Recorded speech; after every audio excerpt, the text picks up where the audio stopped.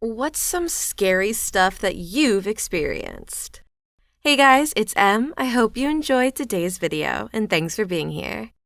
Story 1. The scariest thing I've been through was the days I tried to end my life. When I was 8, my mom told me I needed to lose weight. It was not like I was obese. I was around down to average, but she wanted me to be skinny. She had me begin to eat healthier. She would check in to see my weight loss sometimes. When she said I needed to lose a little more, I began fasting, so I would lose it. My mom found out and encouraged me to do so. Considering my age, this was a very bad choice for me, and it still affects me to this day. Sometimes later, she began saying that girls needed to be thin in order to be pretty to encourage me to lose weight. I was hurt by this because it was implied that I was not pretty, because she had me on this diet to lose weight. So it meant I wasn't the way she wanted me. I went to talk to her about the way she said it, and she began screaming at me, lecture me about what she meant. It didn't change what I thought she meant. She was just trying to put it in a different way. It escalated to the point where I ran out crying. She had me get off that diet, but not because she felt bad and realized her mistakes. It's because my dad found out and wanted her to apologize. She didn't. I guess that was her way of it though. It still affects me to this day because now I've been struggling to eat meals. I don't feel like I need to, even if I want to, and I just don't feel okay anymore. After that, I began feeling hopeless and just wanted to leave and be free. I had to plot out so many ways for me to die. Even now, I have this slight temptation to just jump in front of a moving train or bus or car. It just scares me that I may not live to see the ones I grow and change and find who they are. OP, in case you haven't heard this in a while, your body does not determine your value as a human being. You are so much more than your body.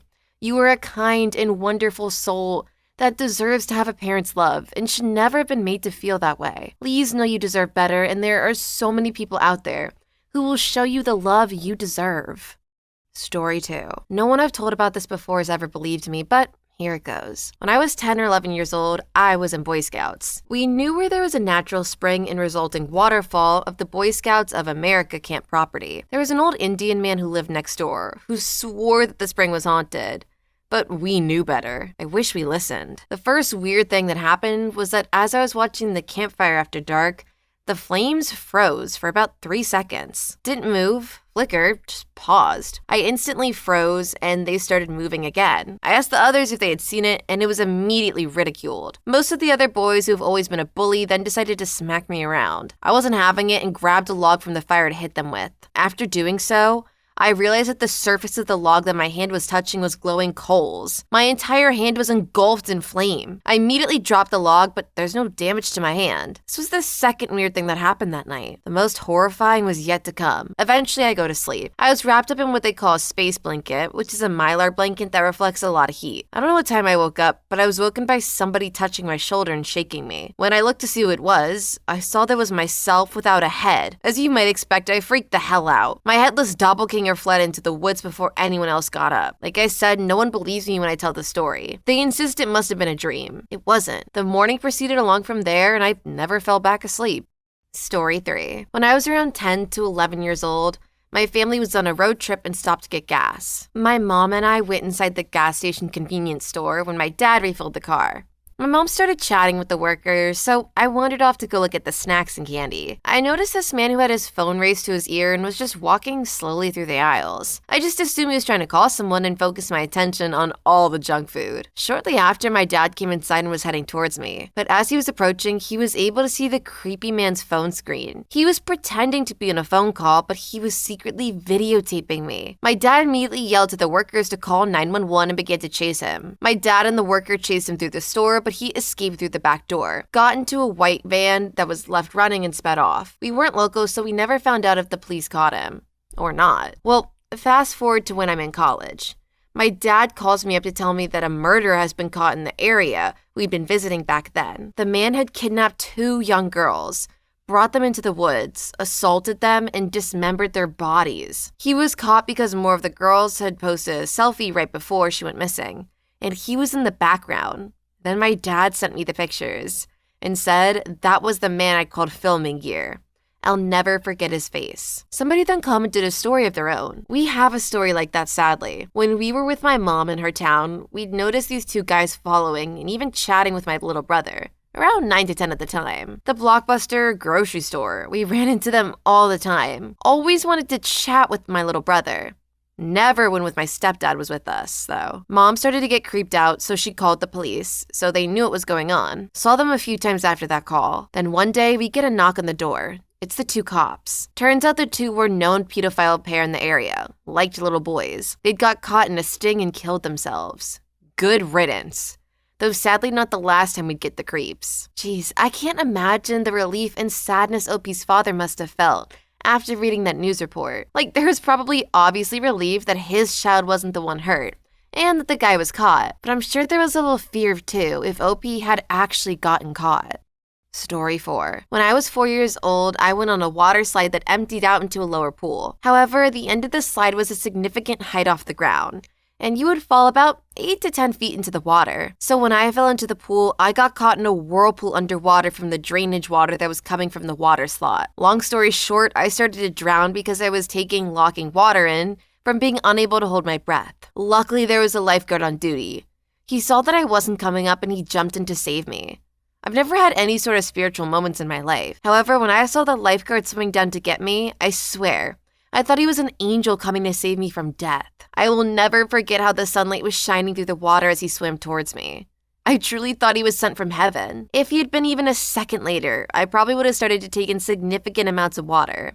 In my lungs. I mean, from your perspective, that was an angel. You know, be it just a regular person or something else. But that's a moment, so you remembered it. It's pretty wild.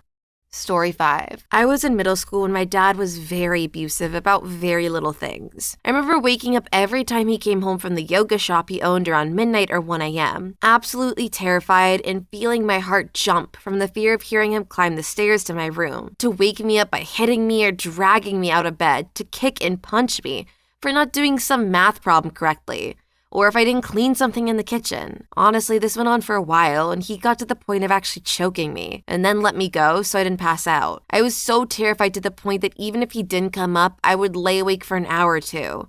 Around that time, he would come to drag me out of bed, and couldn't get or fall asleep until I heard him go to bed. I'm sorry, that's just a terrible way to live, and I hope things did get better, but wow. After doing some follow-up reading, OP said that while the dad never got in trouble, OP did get out 2 years ago, which is a huge relief. I'm sorry you had to go through that, and I hope you have a solid support system now to help you heal. Story 6. I was 12 years old when I overslept. My friend and I decided to jump on the trampoline at like 10 p.m. We're having fun when my friend just stopped jumping and said, "What the heck is that?" On the roof, it looked like a naked man with a large deformed head and red eyes. I remember first staring at it until it moved behind the upper roof thing on most barns. We went inside and woke up his older sister who was watching us. I think she was 16 at the time. She told us to stop messing with her and go to bed. We did go to the bathroom, but we didn't sleep that night. I still get nightmares. I also lived in a haunted house for a few years. My bed would shake, and you can hear the distinct sound of glass being set down a kitchen counter. I'm in America, if that's relevant. Story 7. Being followed after a very creepy day. I rode my bike home and got a strange feeling he was following me. I rounded the block and went into my usual pub and told them all about the bad date, then had a tap on the shoulder. It was him. I was pissed. He was overbearing and angered the bartender. Didn't remember him as he claimed to be a regular. I was in fact the regular, lol. The scary thing is everyone knows him in town as a stalker, and has a story about other girls saying he shows up at their house and refuses to leave. No one asked me if I was okay or if I needed any assistance getting home. I stayed at the pub until midnight so I could be sure he was long gone. That was the night I realized the only person who has your back is you. I was super confused why OP would go out with a dude if she knew he had a history of being a stalker. Because obviously you shouldn't go out with someone with that kind of reputation. She said she didn't find out until after they went out, which I feel like teaches a pretty good lesson of sometimes doing a little bit of internet stalking, which can prevent you from going out with an actual stalker.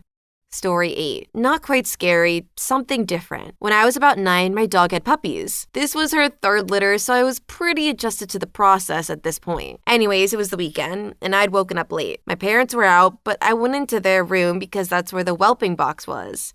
They were all asleep in a pile, pretty normal. One was led onto her mother's head, so I went to make sure she was okay. I lifted her up and she just flopped in my hands. It's difficult to describe, but at that moment, she felt so much heavier. Turns out all the pups had died of an infection overnight. I didn't know what to do, so I put the puppy back and left them to be found. I'd never mentioned that I knew they were all dead before to anyone else.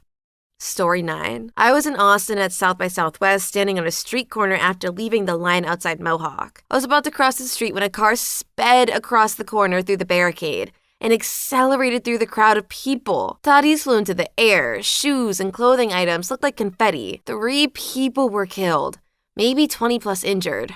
Horrifying. I've also seen a motorcyclist got mono by an SUV, instantly dead. Recently, I saw 2 men who had just been hit on the side of the highway changing their tires. The driver's side door had been ripped off and more of the men had been decapitated. I've seen at least 3 cars on fire in the past. I traveled a lot for work, and I guess that makes me more likely to see terrible accidents. Story 10. I was in the Marine Corps, thankfully during peacetime pre-9/11.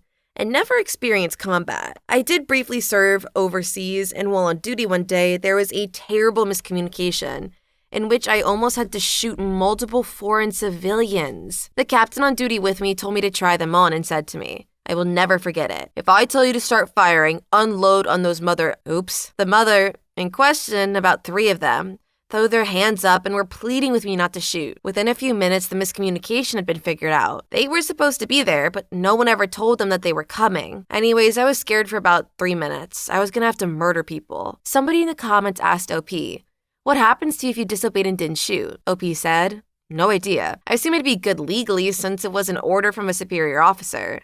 And to be fair, I would have followed the order because the stuff did look shady at first. Thankfully, I never had to find out. I'm also happy OP never had to find out what would have happened. That feels like something that you can't just easily walk away from, even if it was an order from a superior officer." Story 11. My husband had been sick and I walked in to check on him. His eyes were wide open and his breath was rattling in his chest. I tried to wake him. I yanked him upright crying. "Don't do this to me." Then I called my brother-in-law who lived with us to come and help me while I called 911. He helped me get him flat on the floor and we still performed CPR. But I knew in my heart he was gone. I was terrified and hurting. And I guess what will always stick with me is the feel of his cold, dead lips as I tried to breathe life into him. That night will be the scariest stuff I have ever experienced in my life and the most traumatizing. Somebody commented, "That's just brutal. I'm sorry for your loss. Hope you're doing better now. It's tough."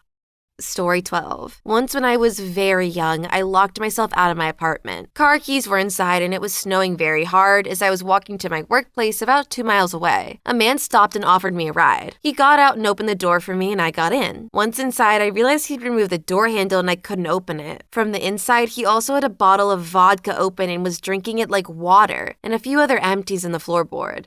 I was scared to death, but he took me straight to the place I asked to go and dropped me right off. Honestly, OP, that guy sounds like Ted Bundy. He used to remove the door handles from his car to prevent victims from escaping. Plus, he also had a habit of drinking while prowling to reduce inhibitions. So it was amazing you got out, and more so that this guy didn't turn out to be a serial killer or something. Story 13. One scary thing for me was finally experiencing the bystander effect. People will turn a blind eye because they don't want to get involved, even if something very wrong is happening. A man pinned me to the floor by my arms and was on top of me at a very public place. He was trying to kiss me. I was telling him to let me go and tried to kick him off, and everyone just kept walking. Story 14. That one time I was on the top of the stairs in my church filled with sadness and desperation, and a voice in my head said I could throw myself to the bottom of its 17 steps and no one would care. And when I started seeing people jumping over my corpse, I ignored it and represented that not only to discover that the given stairs had exactly 17 steps I had not previously paid attention to.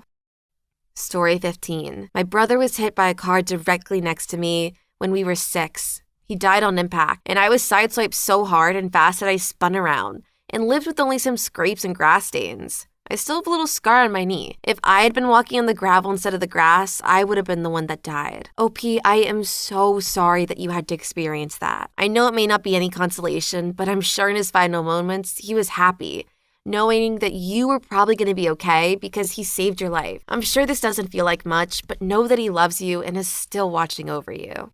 Story 16. Taking a shower in the back room when the Taliban exploded a 15,000-pound bomb outside the wall and knocked me out of the shower. Got up and washed the soap out of my eyes and walked around to the other side of the shower, and the whole wall was blown away.